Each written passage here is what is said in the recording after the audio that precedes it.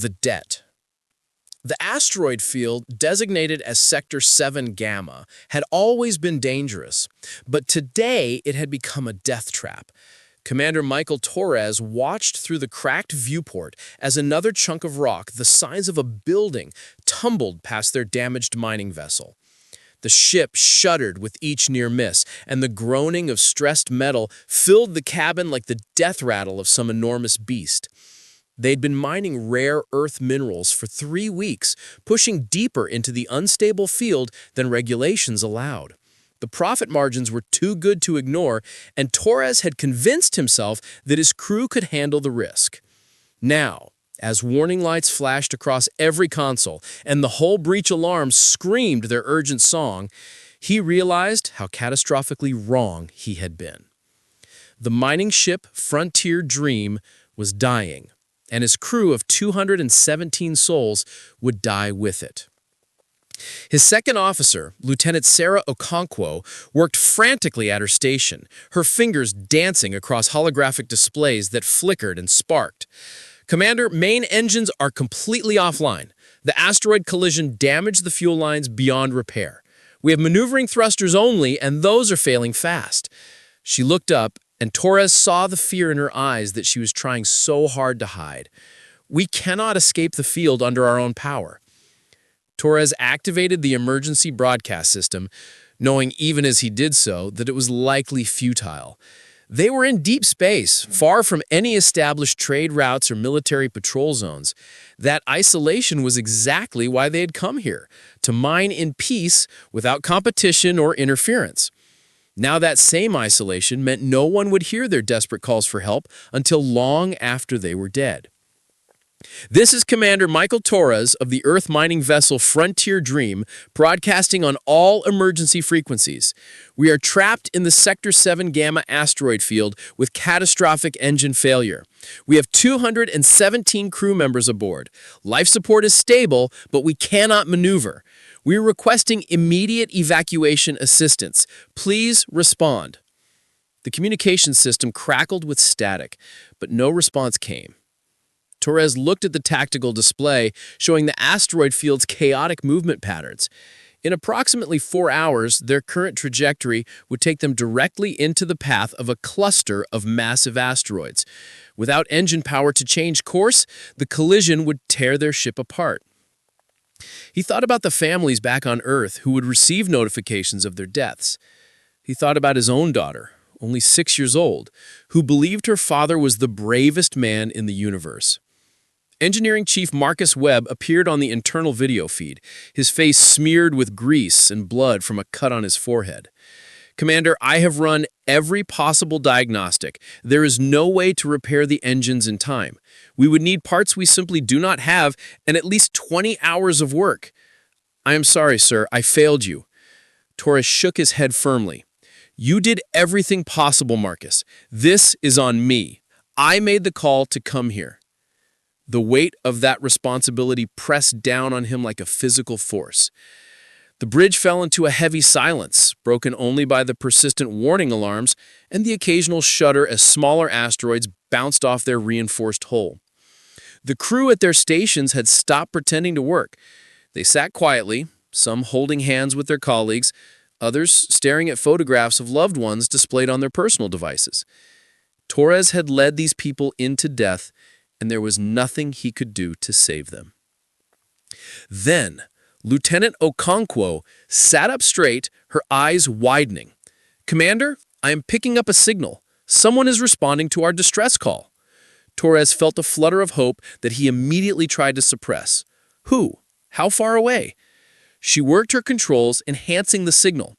"The identifier is coming through now. They call themselves Vaxori. I have never heard of this species. They are saying they received our broadcast and are moving to intercept." Her face showed confusion.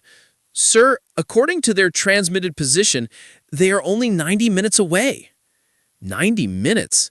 Torres moved to stand behind her station, studying the data. "That is impossible. There are no trade routes within 3 hours of this position. What are they doing out here?" The response came back almost immediately, translated through their universal communication protocols. The Vaxori captain's voice was melodic, almost musical, with harmonics that suggested a physiology very different from human. "We are merchants traveling the outer routes. We heard your distress call and have altered course to assist. Please prepare your crew for emergency evacuation. We will reach you before the asteroid convergence." Torres felt the hope surge stronger now, but it came with questions. He opened a direct channel to the approaching ship. "Vexori vessel, this is Commander Torres. We are grateful for your response, but I must inform you that we have 217 people aboard. Can you accommodate that many?" There was a pause, longer than the communication delay would account for. When the Vaxori captain responded, there was something in their tone that Torres could not quite identify. "Commander Torres, we understand your situation. Our ship can hold your people. We are making preparations now. Please stand by for docking procedures." The Vaxori merchant ship appeared on our sensors exactly 87 minutes later. It was unlike any vessel Torres had ever seen. The hull was smooth and organic looking, colored in deep purples and blues that seemed to shimmer and shift in the light of distant stars. It was smaller than he had expected, perhaps only twice the size of the Frontier Dream. How could such a relatively small vessel possibly hold over 200 additional people? The ship maneuvered through the asteroid field with grace that seemed impossible, sliding between tumbling rocks with mere meters to spare. As the Vaxori ship drew closer, Torres could see through the viewports that the crew was frantically working on something. Large sections of the hull were opening, and objects were being ejected into space. It took him a moment to realize what he was seeing. Those were cargo containers. The Vaxori were throwing their cargo into the void. "Lieutenant Okonkwo, are you seeing this?" Torres asked quietly. "They're dumping their entire cargo hold." Okonkwo nodded slowly, her voice filled with wonder. "Those containers are marked with galactic trade symbols. That one there, that is refined platinum. That one is medical supplies. Commander, they're throwing away a fortune." The Vaxori ship continued its approach, and more cargo poured out into space. Precious metals, technological components, exotic foods, artwork, scientific equipment, everything a merchant ship would carry, all abandoned to the cold darkness. Torres felt something tighten in his chest as he watched them. They were sacrificing their entire livelihood, everything they owned, to make room for humans they had never met. The docking process took 20 minutes. The Vaxori ship aligned perfectly with the Frontier Dream's main airlock, and the connection was established with a solid clang that echoed through both vessels. Torres was the first to cross the threshold, and he found himself face to face with the Vaxori for the first time. They were tall and slender, standing nearly 7 feet high, with skin that ranged from deep violet to pale lavender. Their faces were angular and elegant, with large eyes that held 3 pupils each, creating a kaleidoscope effect when they moved. They had 4 arms, 2 primary and 2 smaller secondary limbs that folded against their torsos. The Vaxori captain stepped forward, moving with a fluid grace that made Torres think of dancers. "We are Captain Velithar of the merchant vessel Wandering Prophet. Please bring your people aboard quickly. The asteroid convergence approaches." Torres extended his hand in the human gesture of greeting, and Velithar studied it for a moment before carefully grasping it with one of their primary hands. Their grip was gentle, but firm. "Captain Velithar, I am Commander Torres. What you are doing, the sacrifice you are making, I do not have words to express our gratitude." Velithar's expression was difficult to read, but their 3-pupiled eyes seemed to soften. "There is no need for gratitude, Commander. Life is precious. Cargo can be replaced. People cannot. This is simply the right thing to do." Behind Velithar, dozens of other Vaxori crew members were working to set up temporary living spaces in what had been cargo holds. They moved with quick efficiency, assembling breathing stations and creating basic shelter areas. Torres watched as his crew began filing through the airlock, and the Vaxori guided each human gently to assigned spaces. The evacuation took nearly an hour. the Vaxori ship became increasingly crowded as more humans came aboard. The makeshift quarters were cramped with barely enough room to sit comfortably, but they were safe, and the air was good. Torres made sure every single member of his crew was accounted for before he finally crossed over himself. As he stepped aboard the Vaxori ship for the last time, he turned to watch through a viewport as the Frontier Dream drifted away into the asteroid field. Minutes later, the massive rocks converged on its position, and the ship that had been his home for 3 years was crushed into twisted metal. Captain Velethar stood beside Torres, watching the destruction. "I am sorry for the loss of your vessel, Commander." Torres shook his head. "The vessel was just metal and circuits. You saved the lives that mattered." He turned to face the Vaxori captain directly. "Captain, your cargo, your business. You have lost everything to save us. Earth will compensate you. We will pay you whatever your cargo was worth and more." Velethar made a gesture with their 4 arms that the translation system interpreted as a polite refusal. "We seek no payment, Commander Torres. What we did required no courage and no sacrifice worth measuring against lives saved. In our culture, to save a life is not a transaction requiring payment. It is simply what beings must do for one another. To do otherwise would be to abandon the very thing that makes us worthy of being called sentient." Torres felt something profound in those words. He thought about humanity's history, about all the times his species had turned away from others in need, because the cost was too high or the benefit too small. The Vaxori had not calculated cost versus benefit. They had simply heard people crying for help, and they had come. "Commander Torres," Velethar said gently, "we will take you to the nearest human outpost. It is a journey of approximately 6 days. The conditions will not be comfortable, but you will be safe." 6 days turned into a week as the Vaxori ship traveled carefully through space with its precious cargo of human lives. Torres spent much of that time talking with Captain Velethar, learning about the Vaxori people and their philosophy. They were an old species, having achieved space travel thousands of years before humanity. They were merchants and explorers, traveling the quieter regions of the galaxy where larger species rarely ventured. They believed deeply in what they called the connected circle, the idea that all sentient beings were linked by invisible threads of obligation and kindness. "When we help another, we strengthen the circle," Velethar explained one evening as they shared a meal in the captain's small quarters. "When we turn away, we weaken it. The circle has kept my people safe and prosperous for millennia. We do not help others expecting reward. We help because someday someone will help us." And the circle continues.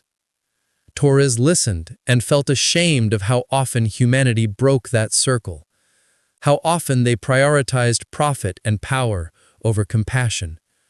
The Vaxori ship finally arrived at the human mining outpost, designated as Frontier Station 12. The station's administrator, a stern woman named Director Chen, met them at the docking bay with medical teams and support staff. She listened as Torres explained what had happened, and her expression shifted from professional concern to genuine amazement. They threw away their entire cargo? Everything they owned? She looked at Captain Velethar with something like awe. "Captain, Earth owes you an extraordinary debt. Please allow us to arrange compensation. Let us at least cover the value of what you lost." Velethar performed that same forearm gesture of polite refusal. "Director Chen, we appreciate the offer, but we cannot accept payment for doing what any decent being should do. Seeing Commander Torres and his crew safe is reward enough for us. We will resupply at this station if you permit, and then we must return to our trade routes to rebuild our business." There was no bitterness in their voice, no resentment, only calm acceptance. Director Chen looked at Torres, and he saw his own thoughts reflected in her eyes. They had encountered something rare in the galaxy, a species that valued life above profit, that acted with genuine selflessness. She nodded slowly. "Very well, Captain Velethar, we will not force payment upon you against your wishes.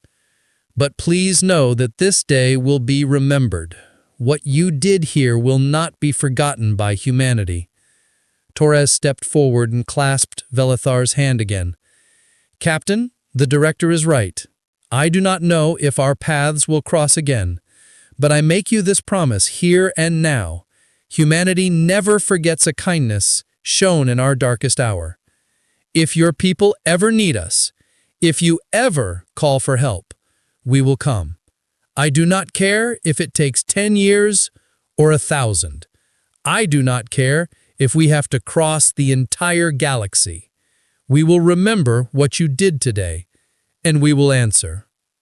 Velethar's three-pupiled eyes seemed to swirl with emotion that Torres could not name.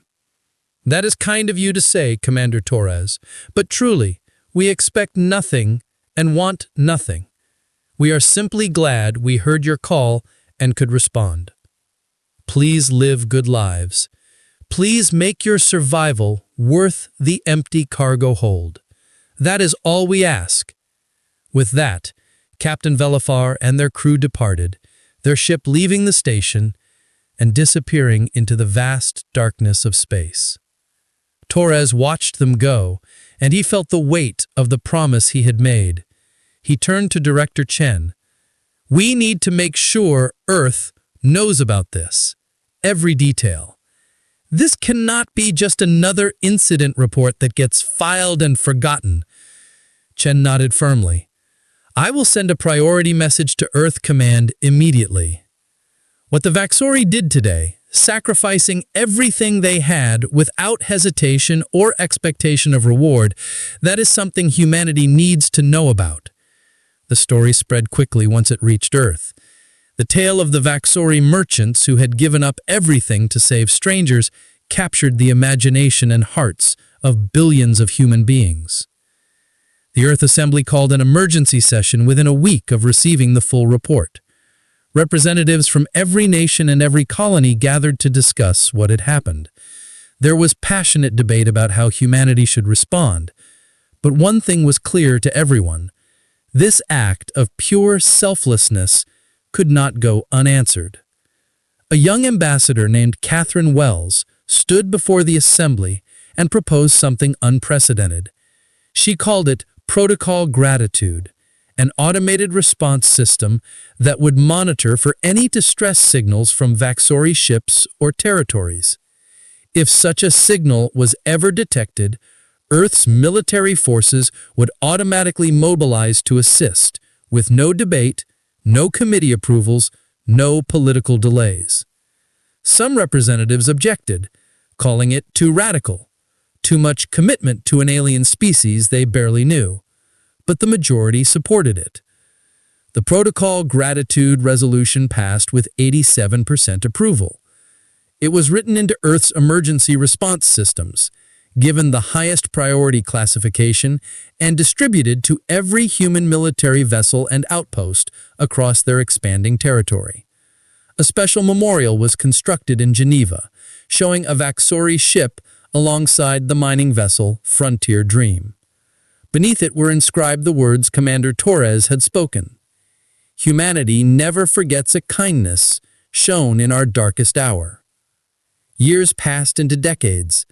The survivors of the Frontier Dream lived their lives, had children, and told their grandchildren about the Vaxori who had saved them. The story was taught in schools as an example of the kind of beings humanity should strive to emulate. But as time passed, the Vaxori slowly faded from the forefront of human consciousness. They remained merchants on the outer routes, rarely encountering humans in their travels. Life moved on, as it always does. But the memorial remained standing, the protocol remained active in the systems, and humanity's promise remained, waiting silently for the day it would be needed. The Reckoning. 83 years after the Frontier Dream incident, Captain Velethar was long dead, honored in Vaxori history as an exemplar of their people's values. Their descendants continued the family merchant tradition, trading along the quiet outer routes of the galaxy.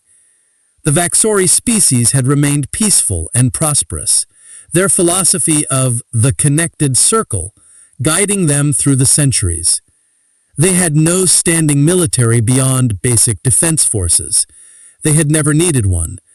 Their reputation as honest traders and their policy of avoiding conflicts had kept them safe in a dangerous galaxy. But the galaxy was changing. New powers were rising, expanding their territories with aggressive militarism that the older, peaceful species found shocking. Among these new powers were the Krell Dominion, a species of reptilian warriors who believed that might made right and that conquest was the highest form of achievement. The Krell had been expanding steadily for 20 years, absorbing smaller species territories through overwhelming military force. They were ruthless, efficient, and utterly without mercy for those who resisted.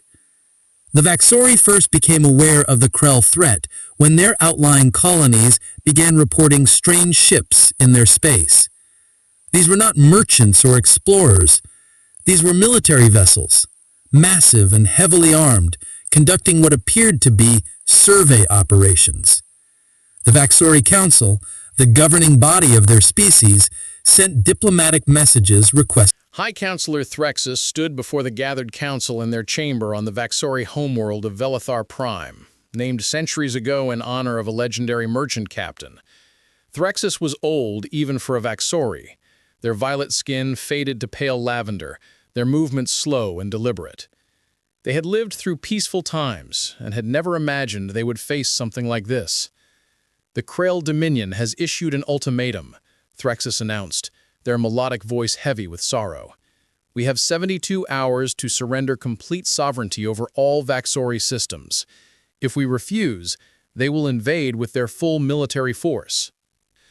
The council chamber erupted in distressed harmonics, the Vaxori equivalent of shouting. One of the younger counselors, Vexthar, stood with their forearms spread in agitation. We cannot simply surrender everything our ancestors built. We are a free people. There must be another way. Threxus gestured for calm, and the chamber slowly quieted. I have reviewed our defense capabilities with our military commanders. They all agree on one thing. Against the Krell Dominion fleet, we cannot win. We have 43 ships designed for system defense, not warfare. The Krell are bringing 300 warships. It will not be a battle. It will be a massacre. Another counselor, an elderly female named Sereth, spoke in a gentle voice that carried through the chamber. Have we reached out to the galactic community for assistance? Surely other species will not stand by and watch us be conquered. Threxus's expression, difficult for non-Vaxori to read, showed deep sadness. I have personally contacted 17 different species governments and the Galactic Council itself. The responses have been consistent. They express sympathy and concern. They promise to file formal protests, but none will commit military forces to our defense. The Krell are too powerful, too dangerous. No one wants to risk war over our small territory. The council sat in heavy silence. The Vaxori had spent millennia building their philosophy around the connected circle, the belief that helping others would mean others would help them in return. Now, in their greatest moment of need, they were discovering that their circle was broken. Most species operated on calculations of power and benefit, not on philosophical ideals about mutual aid. The Vaxori had no strategic resources worth fighting over, no military alliances that required defense. They were, in the cold equations of galactic politics, expendable. Young Vexthar spoke again, their voice quieter now. What about the humans? I have read the historical records. 83 years ago, one of our merchant captains saved a human crew. There was supposed to be some kind of promise made. Threxus nodded slowly. Yes, I know this story well. Captain Velithar the Elder saved 217 humans from certain death in an asteroid field. The human commander, Torres, promised that humanity would remember and would come if we ever needed help. But Vexthar, that was over 8 decades ago. The humans who made that promise are long dead. Species forget. Promises made in moments of emotion rarely survive the test of time. Sareth considered this carefully. But there is a memorial on Earth, is there not? And their historical records mention some kind of protocol established in our name. Perhaps we should at least send them a message. What harm could it do? Threxus felt torn. To reach out to the humans would be to expose themselves to potential disappointment, to confirm that their philosophy of the connected circle was naive idealism. But the alternative was to surrender without even trying. Very well, the High Counselor said finally. We will send a message to humanity, but we will not beg, we will not demand, we will simply inform them of our situation and thank them for the friendship we once shared. If they choose to help, we will be grateful. If they do not, we will accept that with dignity. The message was crafted carefully over the next several hours. It explained the Krell ultimatum and the Vaxori's inability to defend themselves.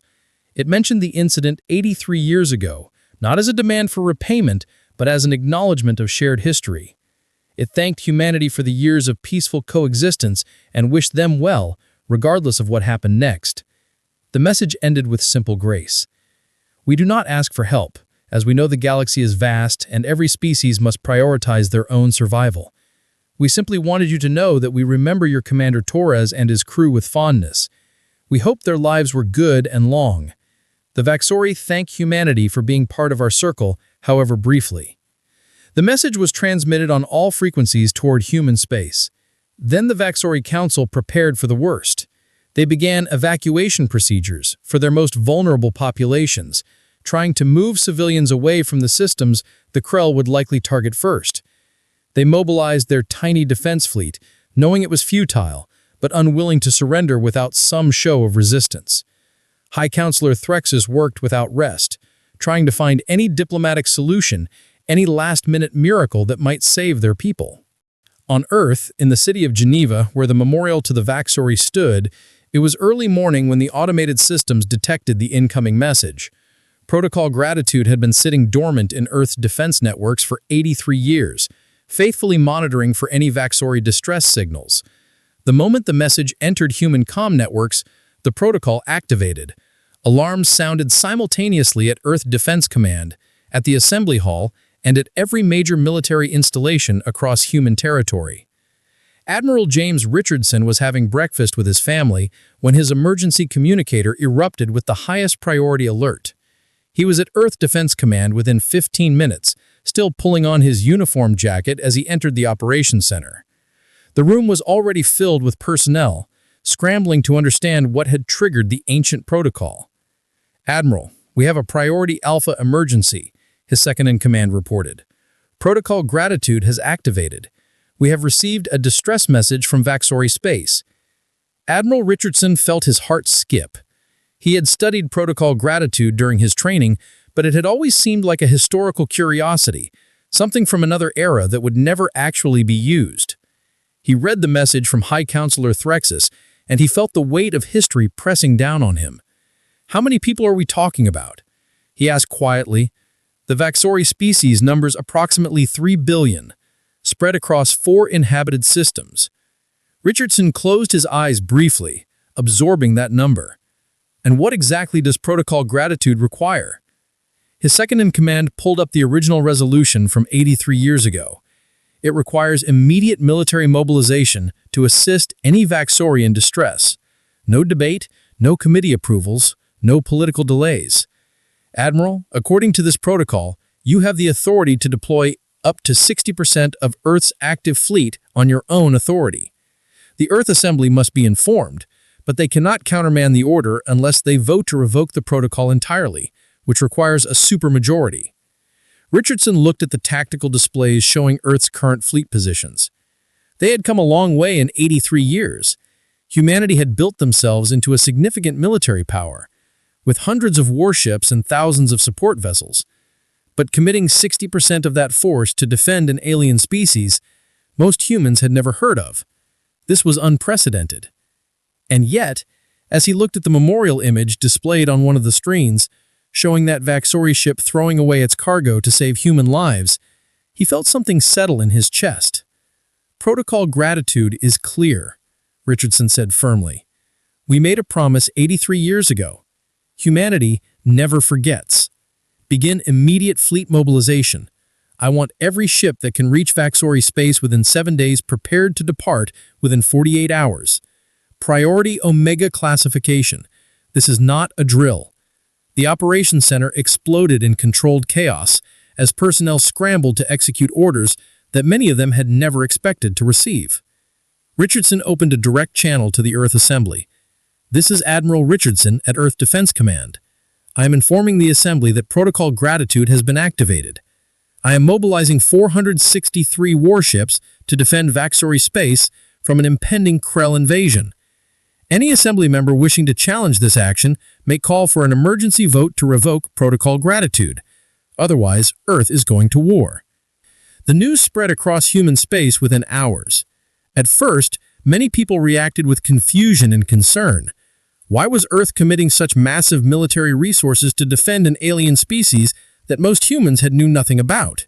This seemed like madness, a waste of military strength on someone else's problem. But then the historians and educators began reminding people about the Frontier Dream incident. They showed old footage of Commander Torres giving his testimony. They showed the memorial in Geneva. They explained what the Vaxori had done, how they had sacrificed everything without hesitation. A woman named Elena Torres appeared on the planetary news networks. She was 91 years old, with silver hair and eyes that had seen much of life. "I am the daughter of Commander Michael Torres," she announced to billions of watching humans. "My father told me the story of the Vaxori rescue every year until he died. He made me promise to tell my children, and I made them promise to tell theirs.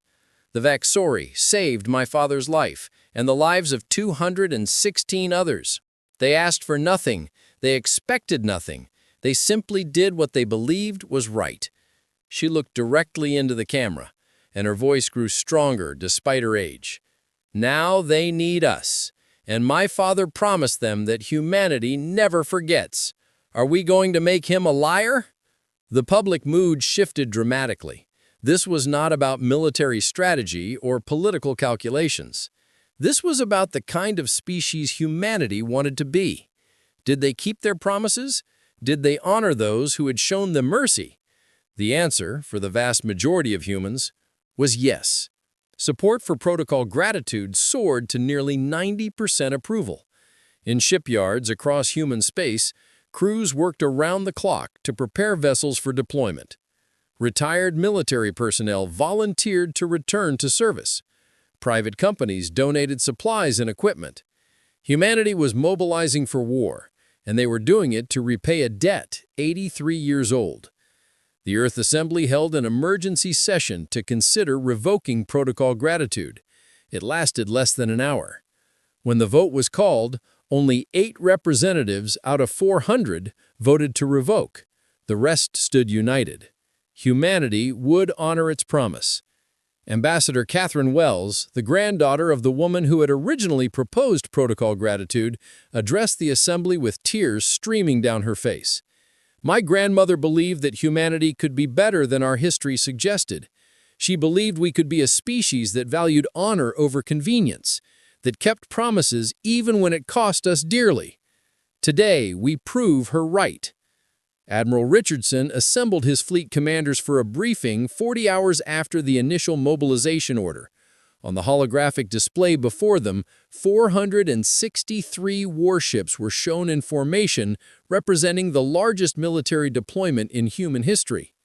"Gentlemen and ladies," Richardson began, "we are about to enter combat against the Krell Dominion to defend the Vaxori species.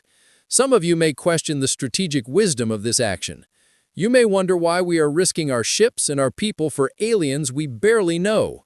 Let me be absolutely clear about our mission objective.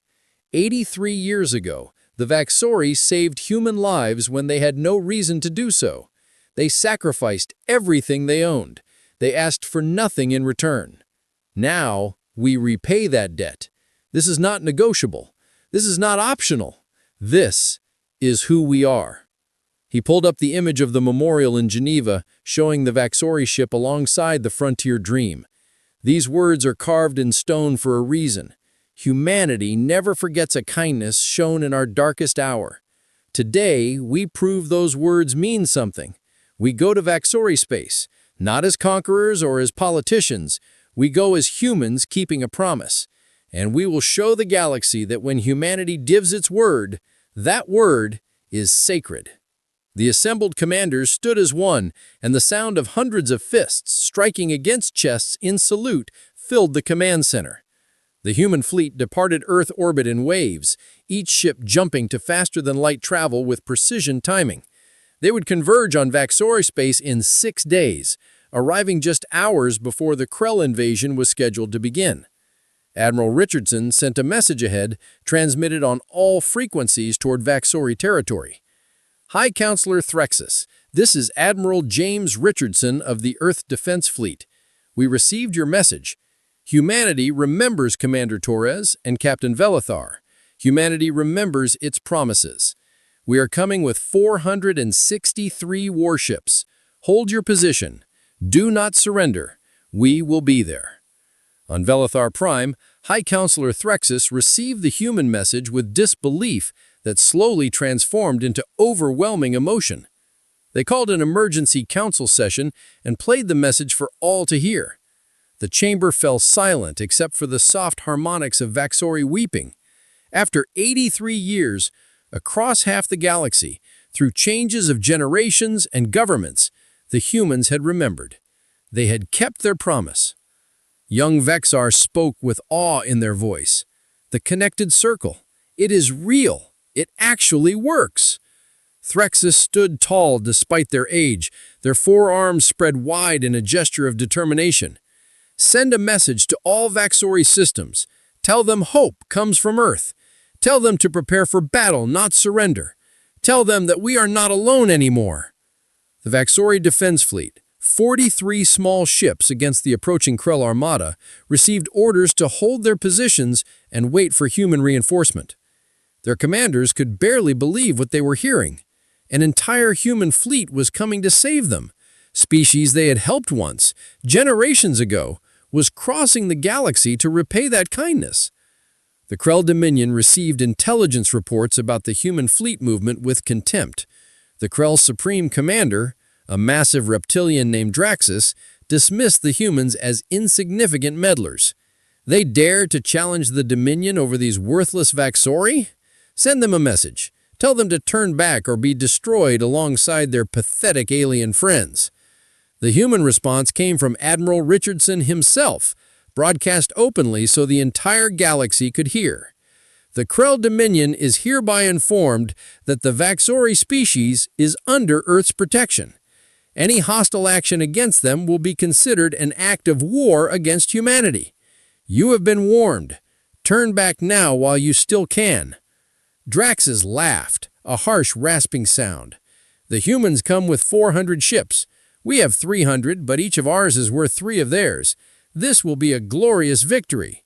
He ordered his fleet to proceed with the invasion as planned. The Krell would crush the Vaxori, and they would teach these arrogant humans a lesson about challenging the Dominion. But Draxus did not understand humans. He did not understand species that honored debts over decades and generations. He did not understand the depth of commitment that came from promises made in moments of desperate gratitude. The human fleet arrived in Vaxori space 6 days after departing Earth. They came out of faster-than-light travel in perfect formation, 463 warships arranged in defensive wings around the 4 Vaxori systems. Admiral Richardson stood on the bridge of his flagship, the Dreadnought Remembrance, watching as the Krell fleet appeared on sensors.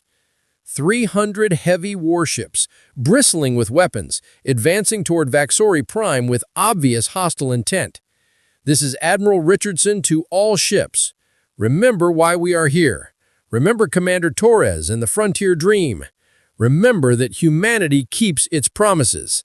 Today, we show the galaxy what that means. All ships, battle stations, weapons free. Protect the Vaxori at all costs. The Battle of Velithar Prime lasted 14 hours and became one of the most studied military engagements in galactic history. The Krell had expected an easy victory, but they found themselves facing human warriors fighting with a level of determination that shocked them. Human ships threw themselves into defensive positions, taking hits meant for Vaxori vessels. Human captains made decisions that prioritized Vaxori survival over their own safety. The 43 small Vaxori defense ships fought alongside the humans, their crews amazed and inspired by the sacrifice being made for them. Admiral Richardson coordinated the defense from his flagship, watching as his ships took damage but held their formations. The Krell were tough, and their weapons were devastating, but human tactics were superior, and human resolve was unbreakable. When the Krell tried to break through to attack Vaxori population centers, they found human destroyers blocking their path, willing to be destroyed rather than let the Krell pass. When Krell ships attempted flanking maneuvers, human frigates hunted them down with relentless precision. The turning point came when Supreme Commander Draxus realized his forces were not just facing resistance, but were actually being defeated. The humans were outmaneuvering him, outfighting him, and doing it all to protect aliens they barely knew. He had never encountered anything like this level of commitment to others. In Krull culture, you fought for territory, for resources, for glory. You did not sacrifice your own ships to protect someone else's civilians. It made no strategic sense. But the humans were doing exactly that, and they were winning. Draxus finally gave the order to retreat when he had lost nearly 40% of his fleet. The remaining Krell ships jumped to faster-than-light travel and fled, leaving behind debris fields and the shattered remnants of their invasion force. The human fleet had lost 37 ships destroyed and another 100 damaged, but they had achieved total victory. The Vaxori were safe. Admiral Richardson allowed himself a moment to breathe, then he opened a channel to High Counselor Threxus. "Counselor, this is Admiral Richardson. The Krell have retreated. Your people are safe." Threxus appeared on the communication screen, their three-pupiled eyes swirling with emotions beyond words. "Admiral Richardson, I do not have the vocabulary in any language to express what I feel. You crossed the galaxy, you risked war, you lost ships and crew members, all to honor a promise made before you were born. How do we even begin to thank you?" Admiral Richardson smiled gently. "You do not need to thank us, Counselor. 83 years ago, one of your people heard humans crying for help, and they came without hesitation. They gave up everything they owned to save strangers. Today, we simply returned that kindness. This is what the connected circle means, is it not? We help each other. We keep our promises. We remember." The news of the battle spread across the galaxy within days. Species that had refused to help the Vaxori now watched in amazement as humanity demonstrated a level of honor and commitment that challenged their understanding of interspecies relations. The Galactic Council called emergency sessions to discuss what this meant. Some species expressed concern about human military power. Others expressed admiration for human values. But every species understood that humanity had just established itself as something new in the galaxy. A species that kept promises across generations, that valued honor over convenience, that would fight to defend those who had shown them kindness. On Velithar Prime, the Vaxori erected a memorial to match the one on Earth. It showed the human fleet arriving in their darkest hour with the inscription, "The humans remembered." When all others turned away, when logic said to abandon us, when decades had passed and promises could be forgotten, humanity remembered. This is the connected circle made real. On Earth, millions gathered at the Geneva Memorial to honor the 37 ships and 2,300 personnel who had died defending the Vaxori. Admiral Richardson spoke at the service, his voice carrying to every corner of human space through broadcast systems.